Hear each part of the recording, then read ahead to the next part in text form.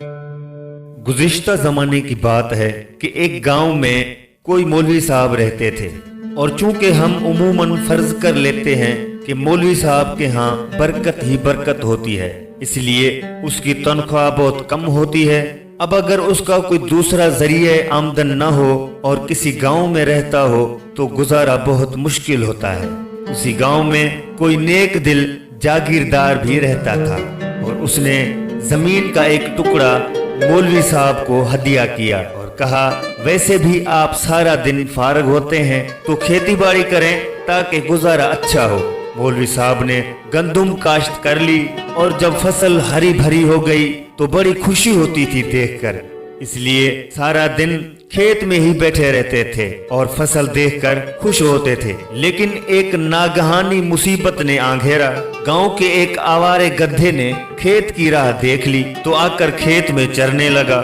मौलवी साहब ने पहले तो छोटे मोटे सदके दिए, लेकिन गधा मना नहीं हुआ। फिर उसने मुख्तलिफ सूरतें पढ़ पढ़ कर फूंकना शुरू कर दिया, लेकिन गधा टस से मस न हुआ। एक दिन परेशान हाल बैठे गधे को फसल उजाड़ते देख रहे थे कि अचानक से एक किसान का गुजर हुआ। गधे को चरता देखकर किसान ने पूछा कि मौलवी साहब, आप अजीब आदमी हैं, गधा फसल तबाह कर रहा है और आप हाथ पर हाथ धरे बैठे हुए हैं।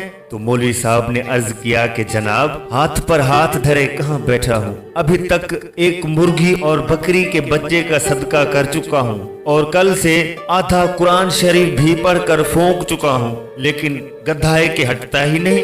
किसान के हाथ में एक डंडा था, वो सीधा गधे के पास गया और गधे को 2-4 डंडे कस कर मारे तो गधा किसी हरण की तरह छलांगे मारता हुआ भाग दौड़ा।